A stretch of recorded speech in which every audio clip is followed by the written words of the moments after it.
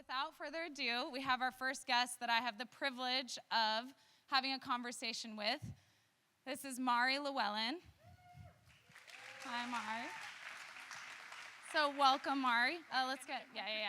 Thank you. I don't want to spoil too much of who you are. I want you to be able to explain to everyone, but your journey started in about 2016. Yep. And you lost 70 pounds in a year, year and a half, and had 900 followers on Instagram. You posted a photo of your weight loss journey, and then... that was the start of my entire career, basically. It went viral. That moment changed my life, for sure. How fast did that happen? I mean, to me, it didn't feel fast because I had pretty much dedicated a year of my life to learning about fitness and nutrition, really working on not just my personal, physical health, but my inner work ethic, my identity. So for me, it felt like a long journey.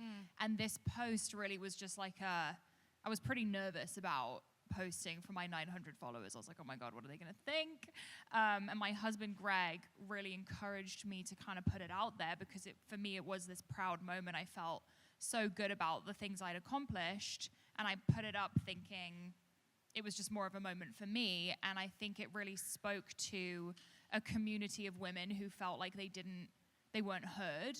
And it really resonated in that way. And that was really the start of my journey on the internet, but also for my business. Right, yeah. I mean, I think that a lot of people don't know how to, maybe they want to make an impact in the world, and it sounds like it started with something that you wanted to change in your own life, right? And that kind of bled out of you into helping others. So what kind of feedback did you get on that very first post? Because it sounded like you were pretty nervous about it. Yeah, I think the biggest thing that I noticed, I mean, I'd never seen so many notifications on my phone. I wasn't an avid social media user, and also I wasn't very public about my fitness journey. So seeing, I think, the messages from women who could relate and were going through something similar and had questions like, what food are you eating? What workouts are you doing? How do you get out the door every day? What's the motivation? I really used my platform as a diary. I feel like back then, I didn't have the community that I have now. I kind of had to isolate myself during that time, and I think I cut out a lot of the friendships that I felt like were maybe holding me back. So social media was a way for me to connect with other people, and I think sharing very candidly and transparently was a key to success at the time, because that's how other people connect with you, and that's how you establish trust. And I think the biggest piece of feedback was just questions and how did you do that? How do you go about it? And I was pretty much just answering based on personal experience, and it was very organically became a community quite quickly. So now you are the owner of Bloom Supplements, owner and founder. You have a podcast. You have a fitness app. So how did you get from wanting to make a change in your own life, that bleeding out to others, to now being the CEO and founder of many successful business endeavors? It was definitely never the intention. I am definitely not someone who's very number focused. I was not a business major. Going into this, I had zero business experience. I was just someone who fell in love with personal development, health and fitness, sharing content. And I have to give a shout out to my co-founder, Greg, my husband, because he is incredibly entrepreneurial. He has been since the day we met. And I think together we just had the perfect skill sets. I was very creative, focused on branding. My major was in design and merchandising. But I also just have this love for connection and community. And I think me speaking to the women who could relate and wanted to see a female founder, and then having Greg behind the scenes as well, was sort of the perfect recipe. But I think me being so in touch with my community and seeing the questions they were asking me for products, asking for workout guides. So my first ever product was a $5 workout PDF guide that I wrote in Barnes & Noble. So by no means was I going into this knowing what the goal was. I was just like, oh yeah, like I feel like I've learned a lot. I feel like I'm an expert in the space. Let me put together a workout guide and I'll sell it for $5. And that, I still give this advice now when people ask. I think making a PDF of whatever you're passionate about and whatever you're an expert in is a fantastic way to start a business because there's no overhead. Mm-hmm. It isn't difficult to do. And that gave us like a taste of what business is like. And it was very hands-on. We were manually emailing people this PDF guide and they were PayPaling us back. And it was very labor intensive until we figured out how to make a website, which was incredibly helpful. So that really was the start of everything. And I would just say it snowballed from there. And the biggest thing was just being willing to take a risk and kind of throw ourselves into it. We were always, we put all of our money behind everything we did. We never took a loan, never took an investment. We were just willing to put it all on the line because we didn't have much else to lose. Yeah. So one of my goals, and I told you beforehand, is that there's probably a lot of people here that want to be able to do something like what you have done, right? We have a lot of business and entrepreneurial people here, but it sounds like it was more so, I think it's easy for someone to say, okay, now you have, a few million followers, now you have this supplement line, but like it took this sequential kind of one foot in front of the other to get there, and it sounds like that wasn't even originally your intention. Your intention was just to share your own experience and to be able to impact people. Yeah, I think a lot of times the business owners I meet that are the most successful, their business started from a place of true passion and interest. Or I really think like our pain can become our purpose. Mm-hmm. And I always think back to my weight loss journey. Before I lost the amount of weight that I did, I was in a very dark place mentally. I had no degree, I had no job. I was really at the lowest point in my life. And I'm so grateful that I hit that rock bottom because I don't think I'd be here right now had I not gone through that. And I think a lot of times when we go through something that's really hard, it can be so transformative. And I think a lot of times when I meet other entrepreneurs, everyone's gone through something. With my podcast, I have the pleasure of sitting down with some really cool people, and every single one of them have had a hardship of some kind. And I think it's sort of a common thread between successful entrepreneurs. And I think it's so interesting to hear about those downfalls because it's really about the way you pick yourself back up and whether you decide to identify with that downfall or move forward in a positive way. Has success solved all your problems? No, definitely not. So, I appreciate, the vulnerability. You said part of your initial journey was vulnerability and helping people, and you needed to make a change in your life physically and because of your mental health. So social media and building a business on social media probably has its own demons, I'm assuming. Mm-hmm. So tell me about kind of how that has helped your mental health to build something of your own that you're proud of, and then also how can someone in your situation kind of battle those struggles as they build their social media or a business through social media? Yeah, I still have problems. They just look different now, and I just want to be clear about that. Like I think with social media, we tend to idolize influencers or people we see online, and it's never what we think it is. And I know that from meeting other people as well. And during my journey, my problems were maybe a lot darker back then, and now they're more complex. And I think with growing a business, your team grows. We have around 100 people working for us at Bloom now, and that's a lot of people, a lot of emotions, a lot of careers that we are directly responsible for. I also have a much larger presence and responsibility on the internet, and having a podcast means putting yourself out there for an hour and putting your opinions out there. That really has opened up a whole new world. And I think, especially right now, the internet is a little negative. I think we could all agree. People kind of cluster around negativity and maybe a little bit of bullying online, but I think it has made me a really tough person. It takes a lot for me to get upset. I remember back in 2019, 2020, I'd see one hate comment about my hair or like whatever it was, and that would ruin my day. Now I don't even really look. And if I see something negative, it's like block, delete, move on.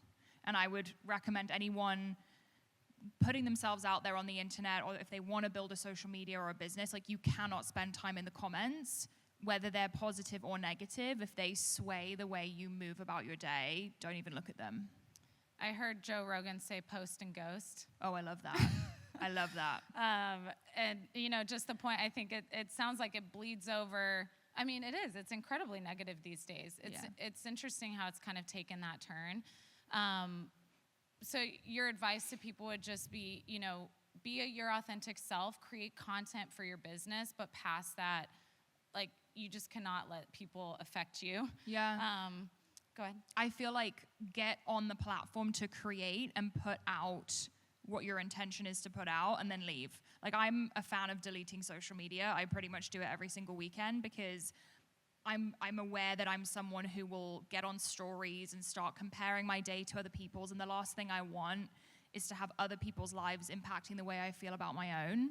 Even as a creator, my entire career is on the internet. I have to be cautious of how much time I'm spending on there. Yeah, so how do you balance that presence of still continuing to interact with the people that follow you, but also kind of taking a step back and being able to create some distance there? Like, what's that balance like for you? I feel like the podcast has been a very mentally healthy thing. For me, it really has been like an evolution of my Instagram. I always felt like, you know, with short form content, I had a very limited amount of time to share an idea or talk to someone. And I also feel like Instagram and TikTok can be quite self-focused, which always bothered me. And with the podcast, I'm able to bring on people and hear their stories and ask them questions, and it feels like more of a value add, in my opinion. And I feel much more connected to people through the show, because anyone who's listening to me for an hour knows everything about me, and then I get to kind of tap into what they want to hear next or what the questions are. And I do feel like a podcast audience is a lot more tapped in and loyal in that way.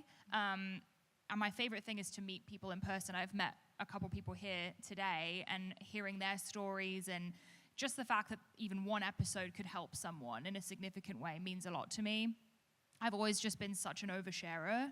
I think it's like to a fault. So the podcast has really allowed me to talk about things that I don't really hear spoken about, like fertility and female hormone health or whatever it may be. I like having a space where it feels safe for women's health. Mm-hmm. So I do want to talk about your podcast a little bit, but I'm going to back up. Yeah. So you put out your PDF document. Yeah.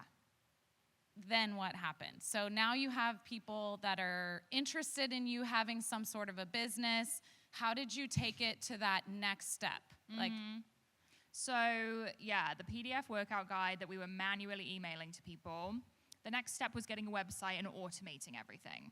And it was pretty shocking how many of those guides we sold. Like, I was a little bit surprised by it. My husband, Greg, has great marketing skills and put a lot of time into marketing the PDF guide. The next product we made was a resistance band. And a resistance band was like the product of that time. Like, everyone was making a booty band. So we made our own. I remember I drew the logo, and we had them made. I think we did 900 units, which... Okay, so I'm going to stop you right there, because I'm like, okay, well, how do you go get a resistance band made? Like, who did you call to make your resistance bands? So we're like Googling manufacturers in the world for resistance bands. Like, we knew what fabric we wanted. I had tested a ton of them. Okay. So we're calling all these manufacturers. Most of them hung up, because keep in mind, we're like 24 years old, 23 years old at the time. No one's taking us seriously, because we clearly didn't really know what we were talking about. Finally, this really nice man, I think he was in Pakistan, said, let's do it. Like, let's make 900 units.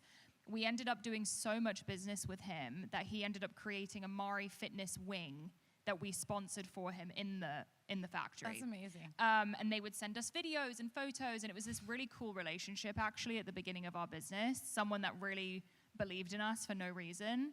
But those first 900 bands, we didn't have a warehouse yet. So we actually manually hand-packed and shipped each band, and I wrote a note in each order. So I would go to UPS every day with my arms full of bands, and this was done out of my dad's attic. So the boxes were piled in my dad's attic, and then those bands sold out quite quickly.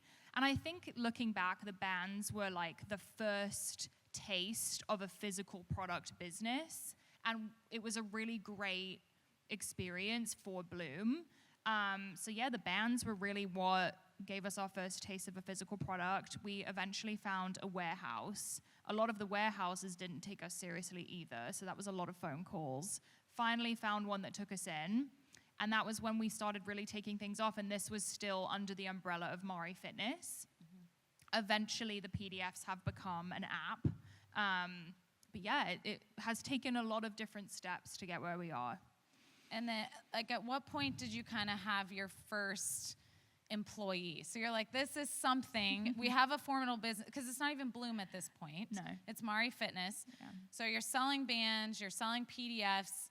When do you feel like it transitioned to this, like, we are a legitimate business, this is going to be something? We probably waited way too long, if I'm being honest. Like, I think we were nervous to hire an employee because it was this internal chaos that Greg and I kind of managed, just us two. Even when we started Bloom, I did the website photography, we designed the labels ourselves. Like, we really played every role. We even did our own customer service for a long time, which I wouldn't recommend, because anyone emailing customer service has a problem with something, and when you're the business owner, you get very personally offended, obviously. So our very first employee was hired after the launch of Bloom, and we were kind of drowning in customer service, and we were living in Colorado at the time. I remember we were in a Target parking lot, and we were on a phone call with this sweet angel girl, Dom. And she is still with us today. She's the head of the customer service department. But the first person we hired was customer service. And I recommend that to a lot of startup entrepreneurs, because I think it's the one task that you should absolutely not be doing. Yeah, so you mentioned a couple of times, I would not recommend. Yeah. So for someone who's kind of in that beginning stage of business, what are the things that you would recommend to outsource that you think would make people the most successful at that stage? I think there is something beneficial to wearing a lot of hats at the beginning, because you get to have a taste of what your team is really doing. Like, I ran our social media for a long time. I did our copywriting. So when we did hire people, I knew what I was looking for.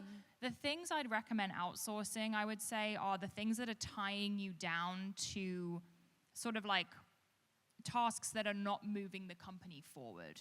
So if you're spending your whole day writing emails for customer service, or you know, you're on spreadsheets and you don't feel like that's your talent and that's not going to move the business forward, I would recommend outsourcing that. I think that was a tough part of our business growing, was kind of handing off tasks to people that I knew would do a better job than I would. And although I feel like I'm very strong with copywriting and creative, there are always people who can do it better than you. And if outsourcing that allows you to do more of what you're the best at, then I think that's the right move. Yeah, so it sounds like kind of the heart of your business and the things that need personality portrayed, you kind of held those things and continued those things, but then the things that were the time suckers and maybe it wasn't your specialty, you begin to outsource to people. Yeah, like I will not touch numbers ever. I can't even be in a meeting. Does Greg do numbers? Greg does a little bit of numbers. The nice gentleman next to him actually does more of our numbers. But yeah, that's just not my thing. I can't even be in a meeting about numbers. I'll completely dissociate. So that's not my specialty. So early on, who could you have not done this without? Like it takes an army. It takes a support system. It sounds like your loving and wonderful husband, Greg, was a big part of that. 100%. But who else supported you along the way to kind of get your feet on the ground? My best friend, Fiona, is sitting right there. She is such a rock to me. She is my partner in pretty much everything I do. And I think finding people who complement you in the best way. I'm definitely a little bit of a control freak, and I lean on the anxious side. Fee is like a ray of sunshine, so positive, always finds the best in everything, and I need someone like that around me all the time. And I think figuring out, okay, I struggle in these areas, who can I bring in to complement that is really beneficial. I also will say we have such a fantastic team. Our team is 98% women. Most of them are under the age of 25. They really are the Bloom demographic. So I feel like they understand who we're talking to. And that's been really, really helpful. And we could not be here right now without them. Mm-hmm. So you have a fitness app. You're starting to get people buying your product. How many followers at this point do you have on social media? 1.5 million. Okay, and then, so at that point, do you feel like you need to change any of the ways that you have done business? You know, I think that social media has changed a bit where people want vulnerability. Mm-hmm. They want to see you not only selling your product, but they want to see you out walking your dog and going to the pool. You know, they want to see who Mari is. Yeah. So is there a structure that you have for your social media? I'm sure there's some kind of a behind the scenes algorithm. How do you balance all of that to continue your business? I wish I could say it was more structured than it is. Truthfully, I feel like I used to share a lot more back in the day than I do now. If I'm sharing, I'm doing it on the podcast. And I think it's because I feel like it gives a lot more context to what I'm saying, and it allows me the breathing room I need to really communicate. And I'm noticing a lot more people start podcasts. I think it's like it's a new platform. People are really enjoying the long form audio content. In terms of social media, it's definitely hard to keep up with. I mean, like the TikTok era, and I feel like these kids are filming absolutely everything they do, and that's obviously difficult to keep up with. And I admire it. I think it's amazing. For me, it's been about how can I share and still feel good about it? I think there's a line for me where oversharing doesn't really feel good anymore on Instagram. I want to keep some things kind of sacred in my personal life, but the podcast, I feel like I really get to go there and get intimate and not feel like I'm limited, if that makes sense.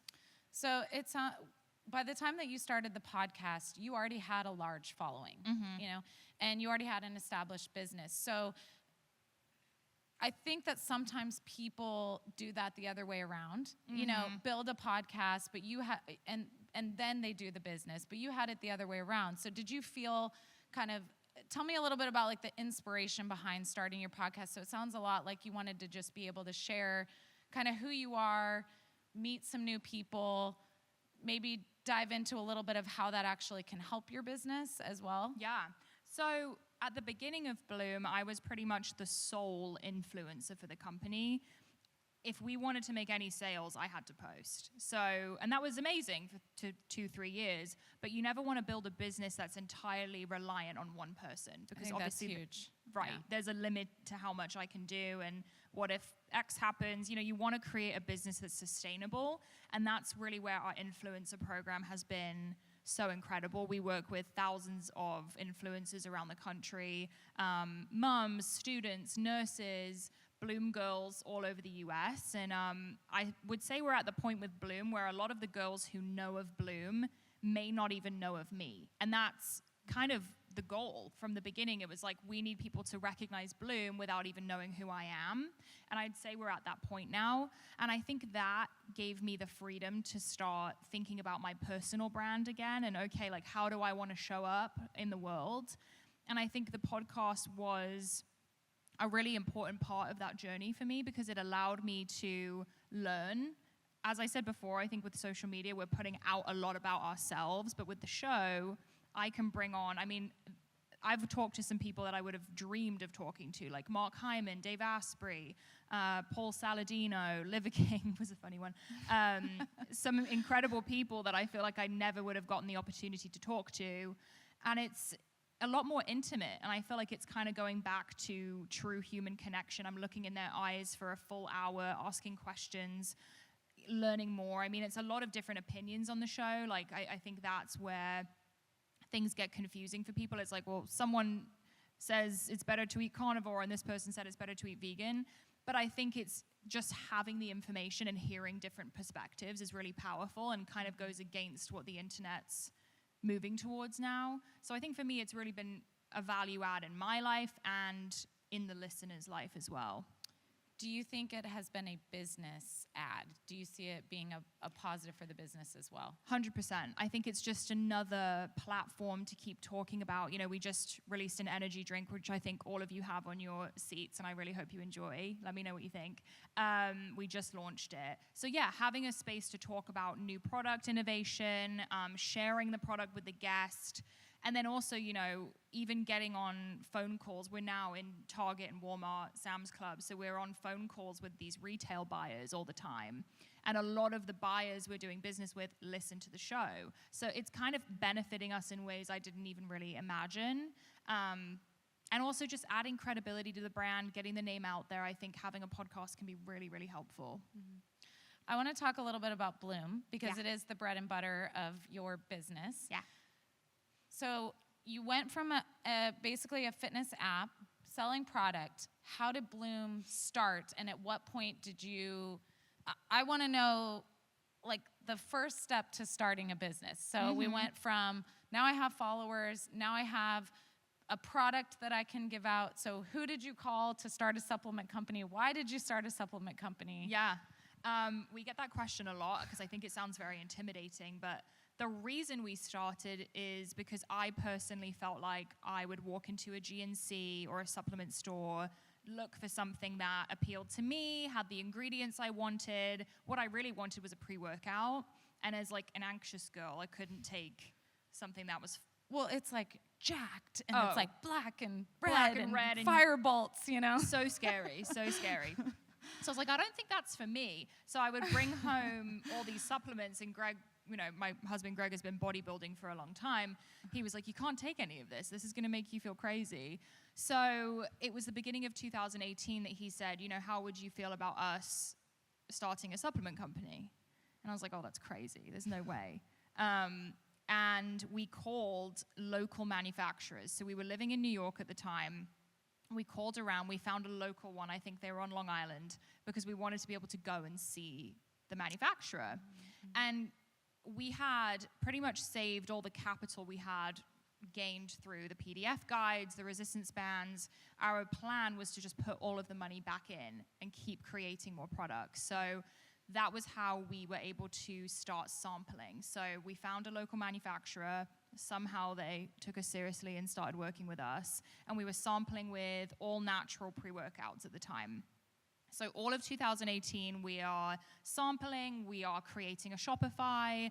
I'm doing product photography in the living room of these bottles. I'm like on Photoshop designing labels. We're really just super scrappy, like trying to figure it out as we go. And eventually launched with 3 pre-workouts. I think it was pink grapefruit, green apple, and what was the other one? Raspberry lemon. 3 flavors, and launched January of 2019. I remember we took a photo on our porch with these 3 products, and we were like, okay, we're launching a supplement company, and it's called Bloom. The reason we named it Bloom was based on my personal transformation, and I wanted a word that could apply to other women's transformations and, you know, blooming to become the best version of you. I still love the name. I'm really happy we ended up with that. And the products did really well. Looking back, the label was horrible. I don't think they tasted very good, but I always say if you wait until it's perfect, you waited too long. But those products sold out, and I kept the community extremely involved. I don't know if anyone remembers the Jeffree Star and Shane Dawson makeup palette launch. This was like a couple years ago, and they did a full, do you remember that? They did a full YouTube series about the creation. And I remember being so inspired by that, because even I was buying the makeup palette, even though I didn't want it, because I just felt like I was involved in the making of it. And that really inspired me to involve the community in selecting flavors. What do you guys think of this label? How do we feel about this color versus this color? And I still really like that method at the beginning of a business, because I think it makes your followers or community feel really involved and much more bought into what you're doing. So anyway, the pre-workouts did well, and we kept asking, you know, what do you want to see next? So from there, we made protein, EAAs. It was a very gym-focused product line, and it wasn't until 2020 that we launched our greens, and that was what really resonated. And that was kind of the moment we went into the wellness space rather than the gym space. And I think that resonated for me and with the audience more than anything we'd ever done. I think a couple of things that you said that really stood out to me were, I think it's really unique, and how much you engage with your followers, like you said, is kind of involving them within the process. And my goal here is to just give anyone who wants to start a business, here's the things that you could do, that you could implement in your own life. And I mean, I know I feel tempted when someone's like, should I wear this dress, or this dress? I'm like, oh, okay. Yeah. You know, you gotta, like, people want to give their opinions. They want to be involved. They want to know you. They want to feel like they're connected to you. And I think with that connection, it also is okay to fail a little bit. You know, like if people are involved in your journey and you're opening it up to them being a part of it, you don't have to have the perfect label on your first, you know, hey, we don't like the old label. What do you guys think about, you know, blah, blah, blah. So I think that's such a great takeaway. We've made so many mistakes along the way. We had a label print that had an invisible straw coming out of a milkshake, I remember, and it was like this gloss. It was a mistake on the label. And I remember sharing it and being like, I'm so sorry if you receive this product. I swear it's good. It's just the label. And I do think when you share in that way, people are a lot more, I don't know, it feels personal. And you understand that there's like a human behind everything. It's not sort of like a corporation where it's an invisible face. People feel really emotionally connected to the brand. So what advice would you give someone, just a nugget of advice for someone who's wanting to emulate kind of what you've done, a social media based or driven company? Yeah, I think my biggest piece of advice is, number one, just start. I think so many people spend time thinking and talking and wishing and dreaming, and really the best thing you can do is just put it out there, because even if it fails or flops, like, you learned something from that. I think getting started, I also think a lot of people are waiting for permission and they feel like they're not qualified enough to do something. I was not qualified to start a business. I didn't have a business degree. I wasn't an entrepreneur. If you know that you're an expert in what you're doing and you're passionate and you have something to add, that's all the permission that you need. And if not you, then who, is what I always say. If there's something that you know you can add value to and motivate others to do so, then make a PDF guide, like, start posting about it, put free information out. I think that's another big thing I did, was put out free information, because that will get people engaged. You're adding value to their lives. They trust you. You can build up that community, and then from there, put a product out, price it really low, you know, make the barrier to entry easy. Make it easy for people to engage with your company. So what's next for you? What's next on the board of creation? Oh my gosh. Well, we did just launch our drink, which is all around this event if you'd like to try it. We have 4 flavors. They're really, really good. So the drink is a big focus for us. It's exclusively with Target right now. I think, you know, I'm really passionate about women's health, and I think the hormone space is not being spoken to. So I'm really excited to potentially be creating a product with my functional doctor and creating something that I use. I've been on a whole hormone journey myself, so I think looking at that space and seeing what more we can do there, and then also just expanding the podcast. I'd love to do a live tour. I'd love to talk to more people, and yeah, learning more. So one of my favorite questions is, what did I not ask you that you want people to know? Oh my gosh. That's a hard one, I guess. Yeah. I don't know. That I want them to know. Are there any nuggets that you feel like we didn't touch on that could just encourage people? I think just that there's always a journey to get somewhere. I think business, it could apply to anything, but I think a lot of times with the internet, we see sort of the end result, and there's always a journey behind it. Like, we've failed so many times, we've made so many mistakes, there's been so many ups and downs. I think it's just your ability to tolerate stress and keep going that will set you apart from everyone else. And was it easy? No, I would never do it again. I ask that because I think people want things to be easy. They see the end product and they think they can just snap their fingers and have this successful company. So no, I mean, my husband and I said to each other the other day, would you do this again right now? And we were like, no. I think we're too old now. I'm glad we did it when we were younger. Okay, so I have a couple of questions just so we can get to know you a little bit more. Okay. What event are you most excited about watching at the Olympics? Oh, I'm a big equestrian girl. I'm a horse girl. Equestrian? Yeah, I love horses. Do you own horses? I have a horse. His name's Bo. Here in Austin? Yeah. Oh. Yeah. So that's definitely wonderful. anything equestrian. Okay. Do you own any other pets? I have 2 dogs, Lulu and Arnold, and I have chickens and a horse. You have some space. You have chickens, you have horses, you have dogs. The horse is elsewhere. He's at a barn. If it were up to me, I would have a farm right now, but my husband is not as into the animals as I am, but TBD. Does he love the chickens yet? He's waiting for the eggs to come, and then I think he'll be happier about it. What is your favorite date night? What do you guys like to do? What's our favorite date night? We love Thai Fresh here in Austin. It's so good. I love Thai Fresh. Thai Fresh slaps. That's our favorite spot. We love cooking. We are in bed by 8:30 every night. I love that. So we're not like the wildest people, but we do love food. Okay.